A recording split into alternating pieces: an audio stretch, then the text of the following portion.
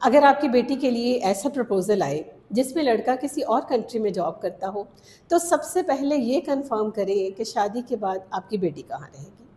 اگر تو وہ کہیں کہ ڈاکیومنٹیشن کے بعد اپنے ہسبینڈ کے پاس چلی جائے گی تو ویل اینڈ گڈ، لیکن اگر وہ کہیں کہ لڑکا ہر سال چھٹی پر آ جایا کرے گا اور بیٹی ہمارے ساتھ رہے گی، تو ان سے کہیں تھینک یو سو مچ، آپ تشریف لے جائیں۔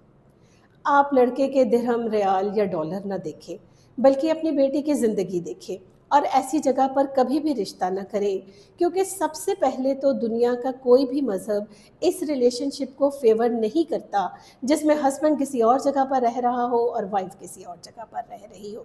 سیکنڈلی، آپ کی بیٹی کا اس فیملی کے ساتھ رشتہ اپنے ہسبینڈ کی وجہ سے ہے۔ اب اگر ہسبینڈ درمیان میں نہیں ہے تو اس کا وہاں جا کر اس فیملی کے ساتھ رہنا بہت الاجیکل ہے۔ ہوتا یہ ہے کہ والدین اپنا فرض ادا کر کے فارغ ہو جاتے ہیں، لیکن لڑکی ایک مسلسل اذیت کا شکار رہتی ہے۔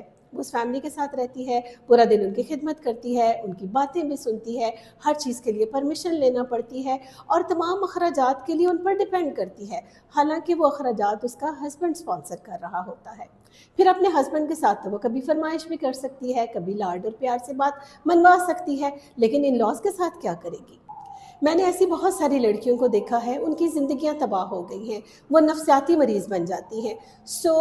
آپ روٹی، کپڑا اور مکان کے لیے اپنی بیٹی کو غلامی میں نہ دیں، اور اس طرح کا رشتہ کبھی ایکسیپٹ نہ کریں۔